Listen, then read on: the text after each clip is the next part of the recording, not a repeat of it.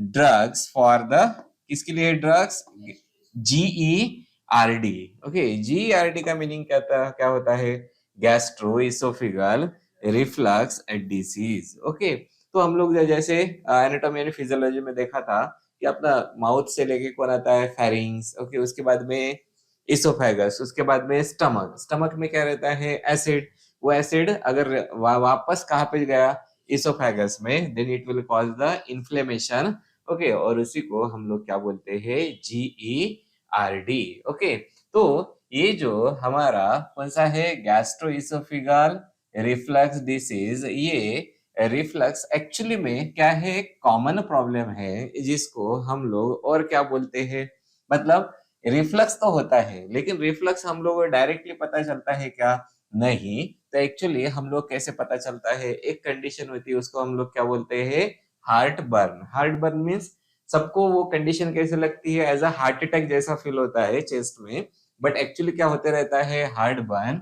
Okay, second condition which is presented as a acid eructation. ये क्या है, हमारा एक वेरी कॉमन प्रॉब्लम होता है, जिसमें होता क्या है, बेसिकली हार्ट बर्न। ओके, और उसके साथ में एसिड इरेक्टेशन। एसिड इरेक्टेशन मीन्स एसिड कहाँ पे रहता है, स्टमक में। ओके, स्टमक से कहा जाना चाहिए, कहीं पे नहीं जाना चाहिए, वहीं पे जो रहता है। ओके, अगर वो उल्टा कहाँ पे गया, इसोफेगस में, then it will cause the burning sensation. Okay, और इन्फ्लेमेशन। और ऐसे सेंसेशन आते हैं जिसको हम लोग क्या बोलते हैं, sensation of the stomach content, जो कहाँ पे आते हुए पता चलते हैं, इन द फूड पाइप में। इसी को हम लोग क्या बोलते हैं, we call it as a GERD, right. तो हम लोगों ने जैसे देखा था इसका एनाटॉमी एंड फिजियोलॉजी में, पहला ये वाला पार्ट कौन सा था हमारा, this is the oesophagus. Okay, ये कौन था हमारा, this is the stomach. Stomach के कौन से पार्ट थे, फटाफट नाम बताओ। पहला कौन सा पार्ट है, फंडस। बाद में दूसरा कौन सा पार्ट है, body. And third one is the pylorus. Okay, तो यहाँ पे स्टमक में क्या रहता है, एसिड। और यहाँ पे जो स्पिंक्चर रहता है, वो कौन सा वाला स्पिंक्चर रहता है, that is called as LES। okay, that means lower esophageal sphincter, right। तो ये वाला हमारा क्या रहता है, स्पिंक्चर। जब ये स्पिंक्चर क्या हो जाता है, एक्चुअली क्या होना चाहिए, फूड यहाँ से इधर पास हो गया, तब क्या हो जाना चाहिए, वो क्लोज हो जाना चाहिए, बट ये ओपन रहता है और एसिड अपर ट्रेवल करता है, then we get this type of what, problems. Okay, अब ये जो हमारा जब भी ये यहाँ पे क्या होता है, कोई भी रिपीटेड रिफ्लेक्सेस आते हैं, तो गैस्ट्रिक जो कंटेंट होता है वो कहाँ पे चला जाएगा, लोअर वन थर्ड इसोफेगस। मतलब कहाँ पे चला जाएगा, ये वाले पार्ट में चला गया। और ये वाले पार्ट में जाने के बाद में कौन से प्रॉब्लम्स आते हैं, पहला क्या कहलाएगा, इसोफेजाइटिस। आइटिस का मीनिंग क्या होता है, itis is simply called as the inflammation। okay, inflammation। and when we call as inflammation, और किसका है, इसोफेगस का। okay, तो मतलब क्या हो गया, इन्फ्लेमेशन ऑफ इसोफेगस। जैसे meningitis, meningitis itis means inflammation किसका है, मेनिंजेस का, that will be called as meningitis. तो यहाँ पे इसोफेगस का इन्फ्लेमेशन मींस इसोफेजाइटिस। ओके, फिर क्या कॉज होता है, और भी इरोजन होता है। ओके, वो भी किसका है, इसोफेगस का। और ये बहुत बार अगर होगा ना, तब ये प्री कार्सिनोजेनिक कंडीशन की तरफ आता है। साथ में क्या होते हैं, अल्सर्स, जो हम लोगों ने ऑलरेडी पढ़ चुके हैं। अल्सर्स कहाँ पे होते हैं, इसोफेगस में नहीं होते, कहाँ पे थे, स्टमक में। Okay, and they were called as peptic ulcers. Okay, तो जब भी हम लोग खाना खाते हैं तब और क्या होता है, pain on swallowing. Okay, then dysphagia. Okay, मतलब भूख बहुत लगना या भूख कम लगना। अरे एसिडिटी हो गई तो बहुत भूख लगती है क्या, नहीं। Okay, so that will be called as dysphagia. Okay, then stricture. Okay, और यहाँ पे जैसे हम लोग बात करते हैं ना कि इसोफेगस में जो कार्सिनोमा होता है, मींस यहाँ पे कैंसर होने के चांसेस इंक्रीज हो जाते हैं। तो ये सारे के सारे क्या है, कॉम्प्लिकेशन है रिगार्डिंग द GERD। ओके, अब जहां पे जैसे हम लोगों ने बात किए थे, ये स्पिंक्चर कौन सा वाला कहलाता है, it is called as LES। Okay, LES stands for the lower क्या है, इसो फैजियल क्या कहलाता है? स्पिंक्चर। ये स्पिंक्चर का काम क्या होता है? ये स्पिंक्चर का काम क्या होता है? बेसिकली फूड कहाँ से जाएगा? इसोफेगस से। कहाँ पे? स्टमक में। तो बैकवर्ड उसका फ्लो होना चाहिए क्या? बिल्कुल नहीं। तो उसके लिए अब इसकी जो स्पिंक्चर की इंपॉर्टेंट क्या होती है? टोन। ओके, और ये जो टोन होती है वो अल्टर होती है, वो काफी सारे हमारे फैक्टर्स होते हैं। पहला वाला कौन सा कहलाता है? It is called as inherent what? A tone. Okay, तो जैसे हम लोग स्पिंक्चर की बात करते हैं, कॉन्ट्रैक्शन एंड रिलैक्सेशन, तो उसके लिए उसके सेल्स कौन से होने चाहिए? मसल्स। ओके, और कौन से मसल्स हम लोग ऑलरेडी पढ़ चुके हैं? Smooth muscles. Okay, layers of GIT देखा था ना हम लोगों ने। ओके, तो जिसमें ये जो स्मूथ मसल्स होते हैं, इनकी प्रॉपर्टी के ऊपर डिपेंडेंट होता है हमारा कौन सा है? एलियस। ओके, फिर सेकंड वाला कौन सा है? हार्मोनल। जैसे कौन सा वाला है हमारा? गैस्ट्रीन। ओके, दूसरा कौन सा है? प्रोजेस्टेरॉन। ओके, तो ये जो गैस्ट्रीन होता है वो इंक्रीज हो जाता है। ओके, प्रोजेस्टेरॉन क्या कर देता है? डिक्रीज। और इसकी वजह से ही सॉरी, ये प्रोजेस्टेरॉन डिक्रीजेस होने की वजह से क्या हो गया है? ये जो टोन होती है वो कैसे हो जाएगी? मतलब मेंटेन रहेगी। देखो सीधा सीधा क्या बोल के रखा है? प्रेगनेंसी में क्या होता है? कॉमन, मतलब रिफ्लक्स प्रॉब्लम कैसा होता है? कॉमन। मतलब टोन क्या होती होगी? चेंज। चेंज मतलब बहुत अच्छा हो जाएगा या फिर ढीला हो जाएगा? वो सीधा सीधा it will get relax. Okay, मतलब टोन उसकी क्या हो गई? कम हो गई। ओके, सो ये हो गया हमारा कौन सा? हार्मोनल। देन आता है हमारा third one, that is the neurogenic. Okay, so ये जो हमारा अपन ने देखा था ना कि ये जो वैगस नर्व होती है वो क्या करती है? It will promote the peristalsis. Okay, फिर जैसे डाइट में देखते हैं, तो ऐसी कौन सी चीजें हैं डाइट में जो एलईएस, मतलब ये कौन है? स्पिंक्चर, उसकी एक्टिविटी को कम करेगी या फिर उसकी एक्टिविटी को अच्छे से मेंटेन करके रखेंगी? जैसे हम लोग देखते हैं ना मसल्स। ओके, मसल्स किसके वजह से अच्छे से टोन्ड हो जाते हैं?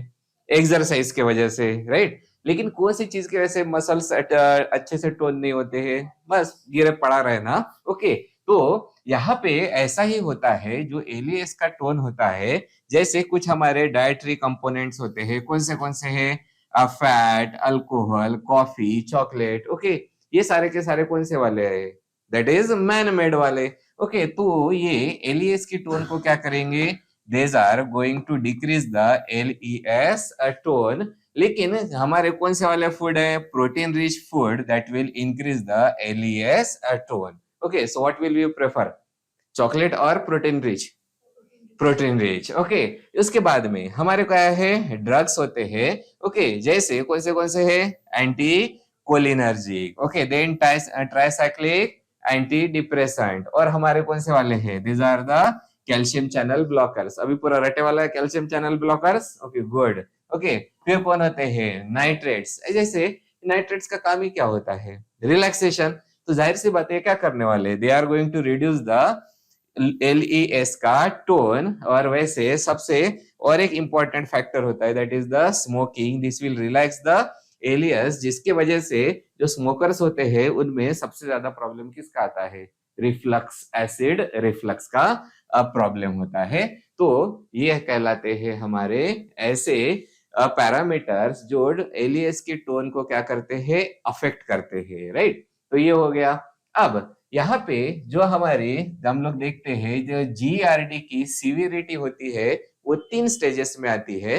आप लोगों ने आपके घर पे भी देखा होगा। It is acidity is common a problem, आप लोगों को भी होता है, राइट? लेकिन उसकी इंटेंसिटी कम ज्यादा होती है, उसी को हम लोग क्या बोलते हैं? Severity of the GRD. Okay, जिसमें सबसे पहला आता है, it is the stage 1।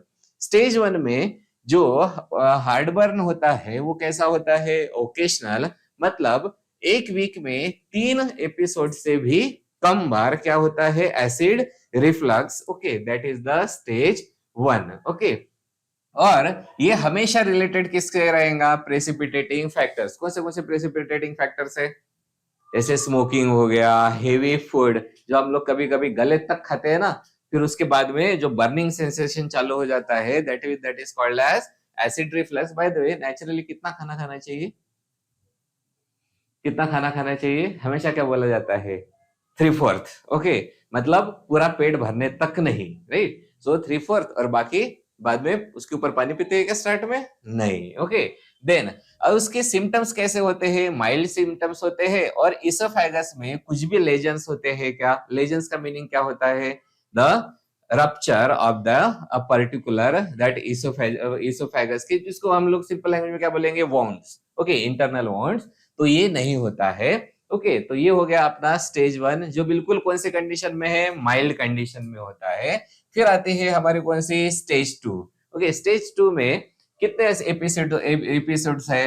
3 episodes पर वीक, ओके। मतलब ऐसा नहीं है कि एकदम से ये 3 के 3 ही आते रहेंगे, that will be increase because on the depending upon the precipitating factors, right.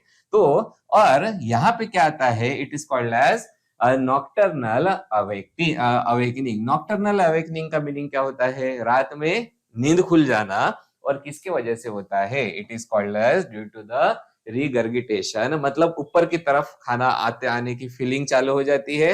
काफी सारी बेल्चिंग भी चालू हो जाती है। बेल्चिंग मतलब डकार आना, ओके। तो ये होता है।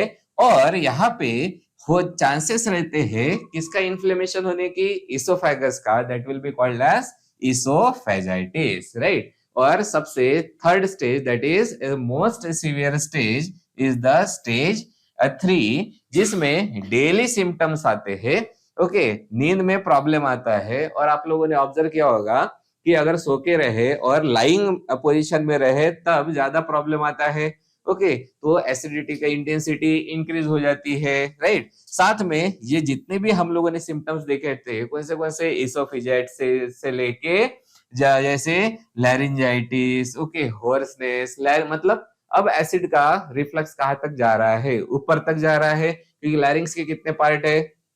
3 पार्ट्स, ओके। कौन सा? सबसे पहला कौन सा है? पहला नैसो, ओके। दूसरा ओरो, थर्ड वाला लैरिंगोफैरिंग्स, ओके। तो जीआईटी में कौन सा आता है? कौन सा?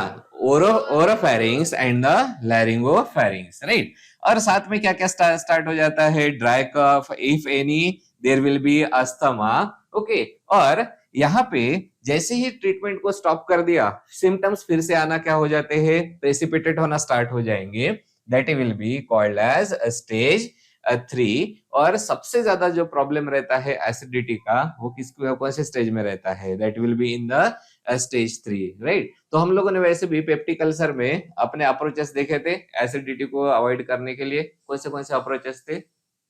फर्स्ट वाला अप्रोच कौन सा था? In that we will decrease the secretion of HCl, okay. Second approach कौन सा था? न्यूट्रलाइजिंग द जो भी सिक्रेटेड एसिड होता है, okay, that for that we will use the antacids, okay. उसके बाद में थर्ड वाला अप्रोच कौन सा था? By protect the that is उसको क्या बोलते हैं? Lesions, okay. और बाद में अपन किसको? हाँ, H पाइलोरी को मार देते हैं, ठीक है। तो यहाँ पे क्या है हमारा? This is the 3 stages of severity of the GERD। और ये वाला पार्ट आप लोगों को अभी नेक्स्ट आने वाले नेक्स्ट सेमेस्टर में भी है, इसकी वजह से हम लोग यहाँ पे ये भी कंटिन्यू कर रहे हैं, ओके। अब काम की चीज यहाँ से स्टार्ट हो जाती है। तो GERD में हम लोग कौन से वाले ड्रग्स यूज करते हैं? तो सबसे पहला कौन सा वाला होता है? These are the proton pump inhibitors. नाम